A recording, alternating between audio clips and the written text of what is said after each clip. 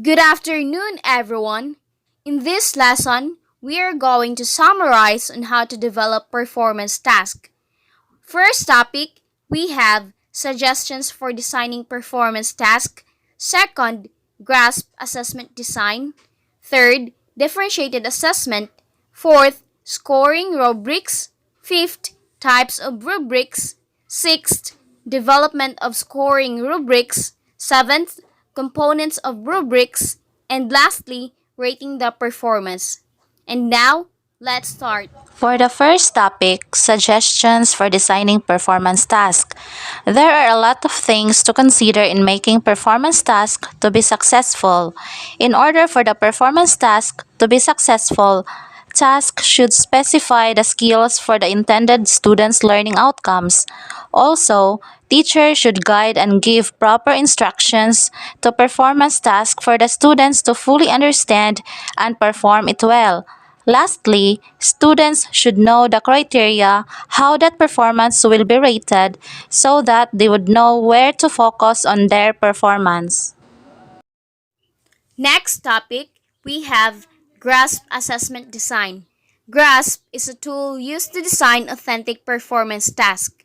GRASP stands for goal, role, audience, situation, product, and standards. GRASP is a model for demonstrating performance through authentic assessments. It is one of many performance of understanding models, but it is ideally suited to the kind of project-based inquiries we do in design. GRASP represent a framework for organizing, delivering, and assessing a project-based assessment. It is a type of assessment that requires students to use their critical thinking skills and demonstrate how they applied fundamental knowledge, conceptual understanding, and skills obtained throughout a unit of study.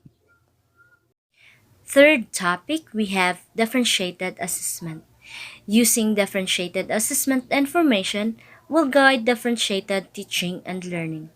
It involves collecting data before, during, and after teaching and learning experiences. Differentiated assessment make teachers use as a guide or evidence in order to identify the student's needs and strengths. Next, scoring rubric. It is an assessment tool that displays criteria for different levels of quality against which student work can be evaluated. A scoring rubric is an efficient tool that allows teachers to objectively measure student performance on an assessment activity because the main purpose of a rubric is its ability to assess students' performance or work. Types of rubrics. Rubrics can be classified as holistic and the analytic rubrics. Holistic rubric, it is a type of rubric that requires the teacher to score an overall process or product as a whole. This means that the evaluator determines the overall quality of students' performance by assigning a single score to each category of achievement. It also recommended for usage when a teacher needs a quick result of a student's performance. And the analytic rubric is a type of rubric that provides information regarding performance in each component parts of a task, making it useful for diagnosing specific strengths and weaknesses of the learners. So when a teacher wishes to provide diagnostic information and feedback to a student, an analytical rubric makes it useful, and it's especially effective for formative assessment during instructions. Development of scoring rubrics. A. Be sure the criteria focus on the important aspects of the performance. B. Match the type of rating with the purpose of the assessment. C. The description of the criteria should be directly observable. D. The criteria should be written so that students, parents, and others understand them. E. The characteristic and traits used in the scale should be clearly and specifically defined. F. Take appropriate steps to minimize scoring error. And G. The scoring system needs to be feasible. So these are the different steps in developing rubrics according to Macmillan, and it's used in assessing the performance, process, product, or both process and product of the student's classroom use. The next is components of rubrics. There are four components of rubrics. First is task description.